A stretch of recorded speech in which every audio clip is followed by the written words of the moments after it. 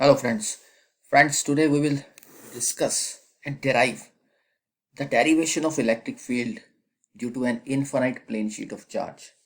This is another application of Gauss law. Now consider a portion of thin non-conducting infinite plane sheet of charge.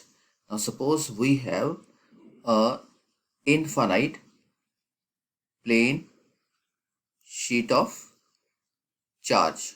Okay, try to make it in a straight line. Okay, like this we have an infinite plane sheet of charge and having charges, positive charges in this. Okay, this is a sheet of charge. Okay, so it is having a constant surface charge density sigma. Okay, sigma is the surface charge density, that is a charge per unit area. Now suppose we want to find the electric field intensity E at point P1 near the sheet at a distance R in front of the sheet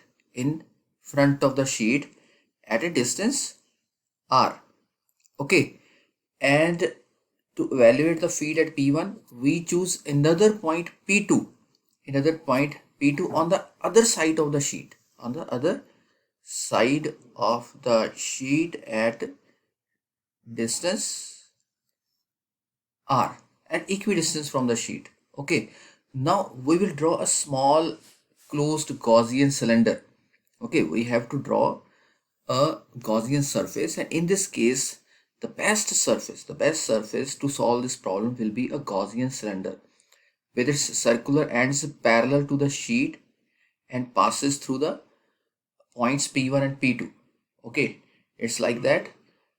Like we will draw a cylinder like this, and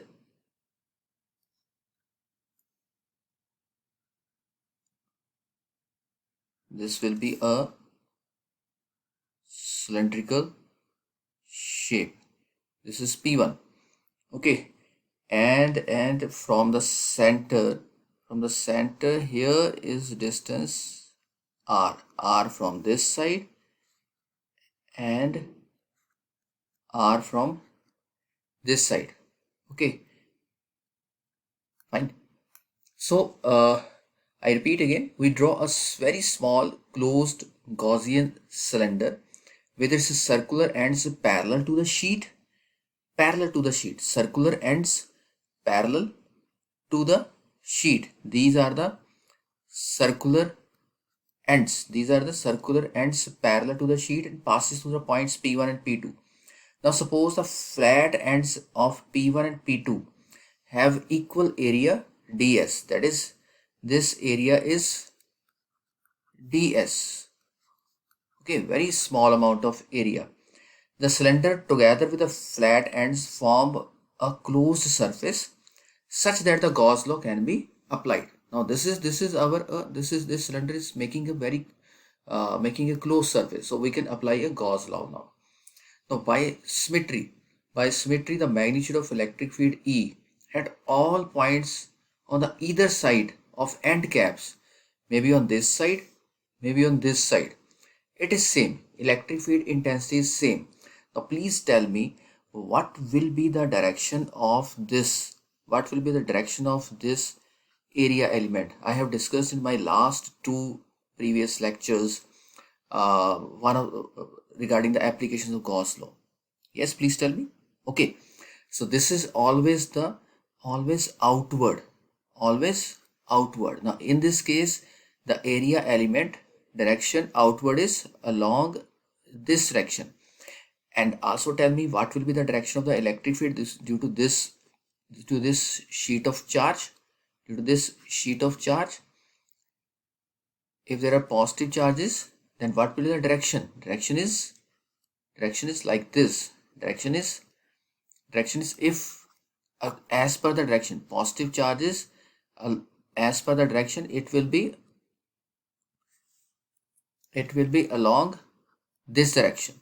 So here in this case, the direction of the electric field will be along this direction, along the direction of the positive charges, alignment of the positive charges. Okay, similarly for this end, direction of the area element will be outward and direction of the electric field be like this. Okay, always remember, I always tell in my lectures that the direction of the area element is always outward, and the direction of the electric field will be as per the alignment of the positive charges. Like for example, in the one of the applications, if the alignment of positive charge is like this, then the direction will be outward for the electric field. Here the alignment is like this, direction will be outward.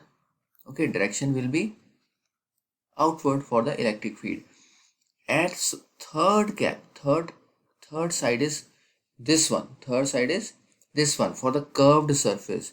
Here the direction of area element will be outward, but the direction of electric field will be this one. Okay, so